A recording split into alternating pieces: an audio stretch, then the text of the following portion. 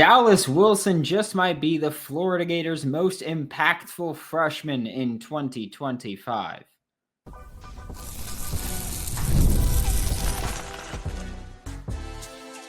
You are Locked On Gators, your daily podcast on the Florida Gators. Part of the Locked On Podcast Network, your team every day. Hello and welcome back to another episode of Locked On Gators, part of the Locked On Podcast Network, your team every day. Thanks for making Locked On Gators your first listen of the day every day. We are available daily and free wherever you listen to podcasts and on YouTube. Happy Wednesday. I am Brandon Olsen. Find me on Twitter at WNS_Brandon. Find all my written work with New York Giants on SI. Today's episode of Locked On Gators is brought to you by Game Time. Download the Game Time app, create an account, and use code Locked On College for $20 off your first purchase. And like I said, Dallas Wilson, I do think just might be the Florida Gators' most impactful playmaker as a true freshman, or let me word that better to say he might be the most impactful true freshman this season. He was a huge addition when he came in. I know the recruiting rankings have changed. And the only thing that ever changed from the time Dallas Wilson was rated as a 5-star to when his recruiting ranking dropped was, drumroll please, Florida Gators fans know what it is, right? It's that he committed to Florida. And for some reason, there are a lot of recruiting sites that when a kid commits to Florida, they go, well, maybe he's not good anymore. And the reasoning for that is because of stupidity. That's really the best way to put it. No other way. Really, there's no other way to say it. Dallas Wilson is one of the best wide receivers in the country coming out of high school. I don't care what his ranking says, okay? He's someone you watch the film and you are watching. Like, you just put on any game from Tampa Bay Tech in 2024, almost any game for Tampa Bay Tech in 2024, and you will see Dallas Wilson be the best football player on that field a lot. That's not disrespectful to anybody else on the field because Dallas Wilson is that damn good. Huge fan of his game. I've said this before. Like I think that he's a better recruit than Vernell Brown III, and that's not a knock on Vernell Brown III. I think Dallas Wilson is maybe the highest I've been on a Florida Gators target. I'm not even saying commit. I'm saying target, not named Jeremiah Smith.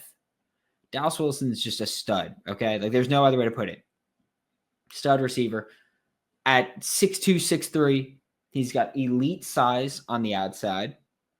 And let's also, before we even talk more about his skill set, let's just acknowledge that Dallas Wilson's competition on the outside, specifically at X, which is where I think Dallas will play long-term, his competition at that spot, J. Michael Sturdivant and Khalil Jackson are going to be the main two names. And J. Michael Sturdivant is going to be your starter at X. I wholeheartedly believe that. I don't think anybody really doubts that much. Everybody knows J. Michael Sturdivant came in as a productive receiver throughout his career and is coming to Gainesville to finish his career as a productive receiver. Khalil Jackson is coming off of significant knee surgery, torn ACL last season, this past season. And so he's going to be coming back from that injury, but I think everybody knows how I feel about Khalil Jackson. Is no disrespect to him. I'm not a big fan of his game. I don't think that he creates separation, and it's awesome that he wins the jump ball as often as he does, but it is very bad to be at the University of Florida and to have to win jump balls every time or you're not getting a catch. Because really, that's what happens with Khalil Jackson. He is almost always making a catch through traffic. And while it's awesome that you have that ability, it would be cooler if, hear me out, you didn't have to do that because you could create separation. I think Dallas Wilson at his size, again, like 6'2", 6'3", depending on where you look, I think he can create that separation as a route runner. I think that he can also go up and win those jump balls. You cut on his highlight film. You cut on even just not the highlight film, just the tape of him playing. You're going to see someone that can create separation and can win jump balls. I think he's a really fluid mover at his size, and I think that that's an impressive part of his game that I don't think people talk about enough. Yeah, and there's also people that just go, oh, well, he was this ranking, so he's this good, and that's just silly. Here at Locked On Gators, we respect numbers, We do. We respect numbers, but film is king. And that's how we tend to approach things here. Again, on Locked On Gators, you can look at anywhere else and just take recruiting rankings for what they are. But here we put on the film ourselves and we form opinions there. So my opinion, Dallas Wilson's really damn good as a high school recruit. Again, I think he's one of the best high school recruits in the nation. And I think this year probably watched more of them than any other year before. And yeah, Dallas is him. No other way to put it. He's a really fluid mover at his size with his elite physical traits. You're looking at someone that can really, really contribute there. But I will also say that Lagway is probably going to like the way that Dallas Wilson plays. First off, Dallas Wilson coming to Florida is in part because, hey, I'm going to have DJ Lagway throwing me the football. And that's a really fun situation to be in if you're a wide receiver. Okay, so that's part of it alone. Just, hey, you will have DJ Lagway that wants me to go there. But also for DJ Lagway's side of things, because it's two-sided, right? A receiver is going to see DJ Lagway and say, hey, that can be my quarterback. I want to play for that. I want to play with that. I want to be on that team. I want to be a part of that, which has been the selling point for a lot of people with DJ Lagway as a Gator is, hey, I want to be a part of that. Looking at it from the other side of things, though, from DJ Lagway looking at Dallas Wilson, do you know what DJ Lagway is looking at? He's looking at someone that's 6'2", 6'3", and I will say conservatively, and so I mean, I'm trying to be conservative with this, 4.52 speed, which sounds bad, right? But I'm saying conservatively. I think he's better than that. I'm saying worst time we'll see from him would be 4.52, but I think he's closer to the 4.43-ish range, 40-yard dash time. Athletic, right? 6'2", 6'3", that kind of speed. Film says, hey, I can go up and get it and win a jump ball. You've seen the personality from him, right? We've talked about it before. He was at some kind of 7-on-7 camp, and so, a corner lines up against him. And the corner's basically like, you know what? I don't fear you. I fear God, which is a callback to DeAndre Hopkins and D'Angelo Hall, Hard Knocks. If you know, you know. But when D-Hop was with the Texans and D'Angelo Hall was in Washington, they had joint practices and they matched up like that. And he's like, I fear God. And corner came up and he's basically like, I don't fear you. I fear God. And Dallas Wilson, if you remember, goes, I don't give up what you believe or what you fear. Like that kind of energy, that kind of like that. When we talk about, like an alpha attitude as a receiver, that's what it is. Like someone going, I don't fear you. I fear God. He goes, I don't give a F what you fear. And then goes out and makes plays on you. That's a number one. Like that's a guy. And I think DJ Lagway knowing, hey, I have a dude out there. Like someone who is just supremely confident, athletically gifted, physical size measurables are all there. I have a dude out wide for me. I think Dallas Wilson is going to be someone that DJ Lagway likes to throw to early and often throughout this entire season, even as a backup receiver. Because, again, I think he's going to be backing up J. Michael Sturdivant. But the way Florida plays receivers, you'll probably see Dallas Wilson a good bit. And I will say this as well. I think they want to rotate receivers more in 2025 than they did in 2024. I think they wanted to rotate receivers more in 2024 than they really did. But injuries piled up. Some guys just didn't develop the way you thought they would. And we were stuck with what we saw. But I think in 2025, they want to rotate more, and Dallas Wilson is going to be part of that. We are going to stick in the receiver room for impactful receivers. Some of you may know where I'm going with this. We'll talk about that when we get back with Locked On Gators. Looking for tickets to your next big event, whether it's a concert, a comedy show, sports game, there's a ton of concerts, by the way. Like I don't know why for years I just didn't go to them. But last year I went to 5 concerts. This year, I don't know if I'm going to go to 5, but I'm going to go to at least a few, right? That's my plan. I love concerts now. That's been a big thing for me. The only way that I buy concert tickets or tickets for anything is with Game Time. And with Game Time Picks, the app does all the hard work for you. Crazy. It curates the best deals so you don't have to waste time searching through endless ticket listings. If you're ready to make your next event even better, download the Game Time app, create an account, use code LOCKEDONCollege for $20 off your first purchase. Terms apply. Again, that's code LOCKEDONCollege for $20 off. Download Game Time today. Last minute tickets, lowest price, guaranteed. Thanks for making Locked On Gators your first listen of the day every day. We are available daily and free wherever it's in the podcast and on YouTube. And like I said last segment, Dallas Wilson is the guy that I'm picking as the most impactful receiver as a true freshman, or most impactful freshman for the Florida Gators. And now we're sticking in the wide receiver room for a little bit because I am going to throw out another name, the higher rated receiver, higher ranked receiver, Vernell Brown III, the double legacy receiver here. And there's a few levels to this one. And we will start off with the first one that is not meant to be a knock, but I know people are going to take it as a knock. Trey Wilson hasn't exactly been super healthy lately, right? He got banged up during his freshman season, came back, but got banged up during his freshman season. Last year, played 4 games and then missed the remainder of the season. So the best ability is availability, and he hasn't exactly been available. We'll see. Maybe someone else can step up and play more of the slot role, but probably going to be Trey Wilson. And then there's also the very, very important talking point that the Florida Gators have lost a lot of slot snaps from 2024. The people who played the most snaps in the slot for the Florida Gators in 2024, Chim DK played 211 of them. Most slot snaps as a route runner. So it doesn't include if you're, motioning someone out into the slot and then having them lead block or anything like that. We're talking as a route runner. Chim DK, 211 snaps. Elijah Badger, 59 snaps. Aiden Mizell's back, 57 snaps. Arliss Boardingham is gone, 52 snaps. Trey Wilson, 45 snaps. Hayden Hansen, 42. Marcus Burke, 40. He's gone. Tank Hawkins, Taylor Spirito, Tony Livingston. But 3 of those top 4 guys are gone. And the 5th guy is the guy that we're talking about having Vernell Brown III play with in conjunction to Trey Wilson.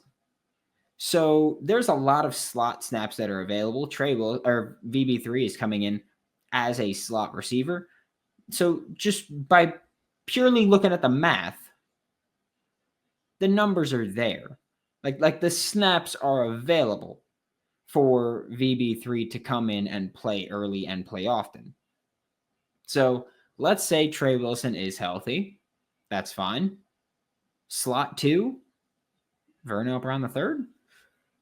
Like the way that I look at it, which could be the wrong way to look at it, honestly, but the way that I look at it is outside, you're going to have J. Michael Sturdivant starting, Dallas Wilson backing him up. Other side, you're going to have Aiden Mizell probably starting out there. Then in the slot, you've got Trey Wilson starting. Outside of that, it's a pretty wide open competition there. And so when I look at who can take slot snaps, I go, yeah, it's Trey, but then it's probably VB3. It's probably Vernell Brown III there. And we will also say that Trey Wilson, since he got to Gainesville, has played more of a gadget role than anything else, right? I mean, his average depth of target looks like he's a running back. It's crazy. He gets the ball only really close to the line of scrimmage. So his average depth of target looks like a running back, which, say what you will, but I see both sides, right? Because I see the side where you go, hey, you're getting the ball in the hands of your playmakers, and that's a good thing. I also see the side of saying, hey, you're not letting him play wide receiver, because you're not. That's I don't care if you think that's a good thing or a bad thing. It's the reality of the situation. You're not seeing him play wide receiver. You're watching him just run with the ball in his hand.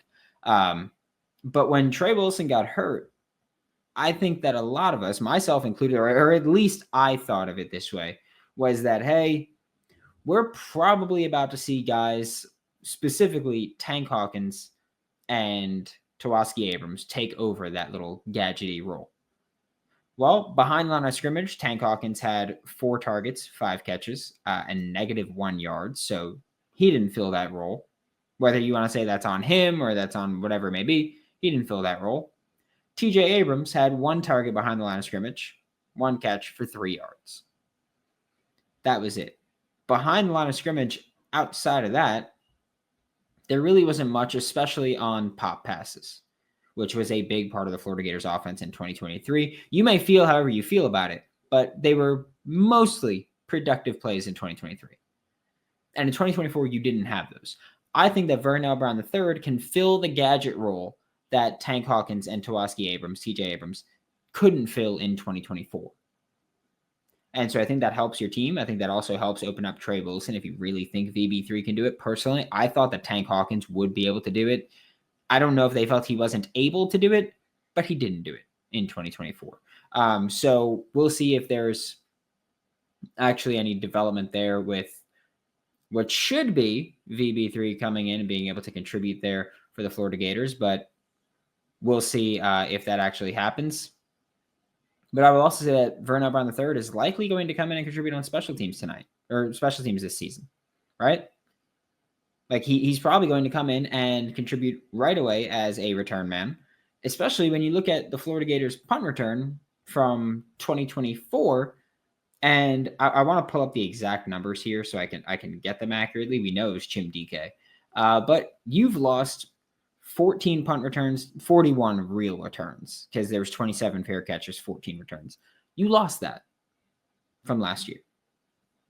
You lost all those. As far as kick returns, you lost the 2 from Montreal Johnson.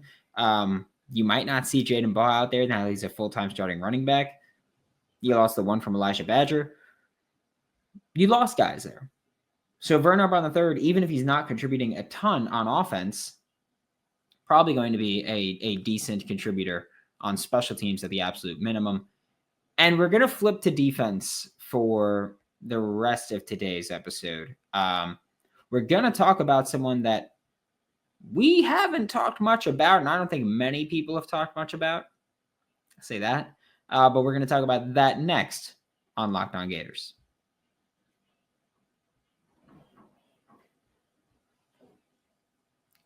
To wrap up today's episode of Locked On Gators, I'm going to get a little off the wall with it, okay? So we started with Dallas Wilson and Vernell Brown III, 2 players that I think a lot of people look at and say, hey, probably going to be pretty significant contributors during 2025, or at least probably going to be some of the more impactful freshmen in 2025, even if you don't think that they're going to be significant contributors. They're probably going to be up there. But one guy we have not spoken about at all, really, Stefon Shivers. By the way, super disappointed that his last name is pronounced Shivers. Really wanted it to be Shivers so that I could do Shivers Me Timbers all the time. But lost that one. But Stephon Shivers, hear me out here, okay? Because I know he's not a high-ranked commit. He's not someone that was super sought after by everybody. He was a one-time Georgia commit, but I mean, in terms of the quantity of teams that pursued him, there weren't a ton. But at the end of it, it came down to Florida, Georgia, and Vanderbilt. And Stephon Shivers ultimately committed to Florida. And this is similar to me looking at what left when I looked at, Chim DK, Elijah Badger gone from the slot. I look at what Florida lost at nose tackle, and what they lost at nose tackle was, first off, 285 snaps as a 0 tech or a 1 tech, which is head up on the center or shaded to either shoulder of the center. Lost a lot of snaps there, right? Because Des Watson's gone, and he played 159 snaps in the A-gap. Cam Jackson's gone. He played 126 snaps in the A-gap. But then you also lose all of their other snaps, because combined, they played almost 700 snaps, 389 snaps combined between Des Watson and Cam Jackson. And we can all look at what the Florida Gators had last year at depth nose tackle. Two guys are coming back that are notable names, right?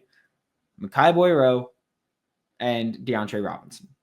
Both of them are coming back. Both are true freshman contributors last year. I don't think either of them played exceptionally. I think that they both played well for what the expectations were, which for a lot of people, I think the expectations were no expectations had.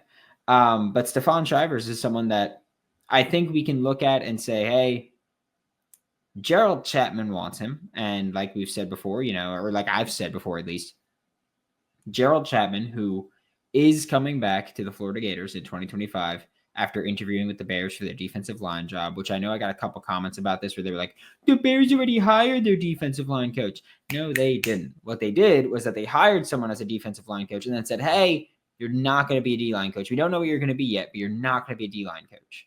And then they interviewed Gerald Chapman and they hired someone, I forgot his name, but they hired someone yesterday to be their defensive line coach. So Gerald Chapman will be back with the Florida Gators in 2025 as the defensive line coach.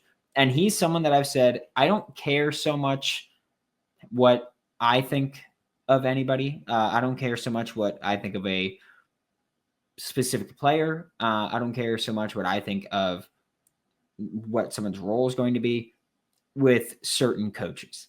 And I've said Gerald Chapman is one of those coaches where if you take a player and you think, hey, I can make you good or I can make you great, I will respect that. And I know that there's going to be people in the comments, because there's always people in the comments whenever I criticize things that are, well, they get paid more money to do this than you do.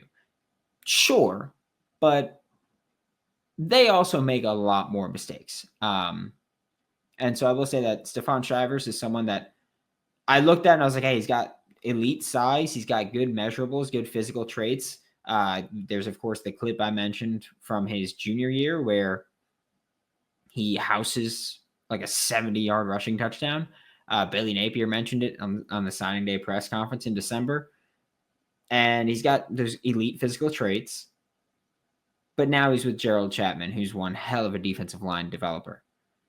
And so when I look at what Stefan Shivers can bring to the table, what this defensive line rotation might look at a nose tackle, it should be a very open competition, right?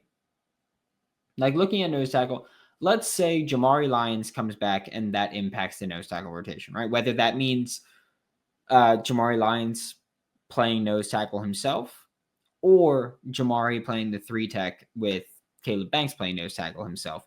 Let's say it just impacts the snap count at nose tackle. Sure, that's what? We'll say 100 snaps-ish. Let's say 100. Okay. Mekhi Boyero, DeAndre Robinson, let's say they see an uptick of another 100 snaps, right? You lost 689 snaps at D-tackle. You add Mekhi Boyero 100, that's 244. You add DeAndre Robinson's, that's 262 now. You add 100 between Jamari Lyons, Caleb Banks. That's only replacing 300 snaps. That's not including that there's 144 snaps from Mekhi Boyero that he would now be taking up, and DeAndre Robinson 162 that he'd now be taking up. You're still looking to replace a few hundred snaps. The Florida Gators, and I'm not trying to say this to like sound an alarm or anything like that at all. I don't think it's a negative. I'm just saying that if we're looking at freshmen that might make an impact, Stefan Shivers is probably somebody that we should talk about, even if the whole justification is, hey, there's a lot of snaps available. Even if that's your justification, that's a pretty good justification at this point. That, hey, a lot of snaps available, might be time for him to get there. So, Stefan Shivers, you are the dark horse that I'm submitting as an impactful freshman for 2025. Thanks for making Locked On Gators your first listen of the day every day. We are available daily and free. We have us in the podcast and on YouTube. We'll be back tomorrow talking more Florida Gators football. For Locked On Gators, I'm Brandon Olsen. Don't forget to follow me on Twitter at WNS_Brandon. Find all my written work for New York Giants on SI, and I'll see you all next time.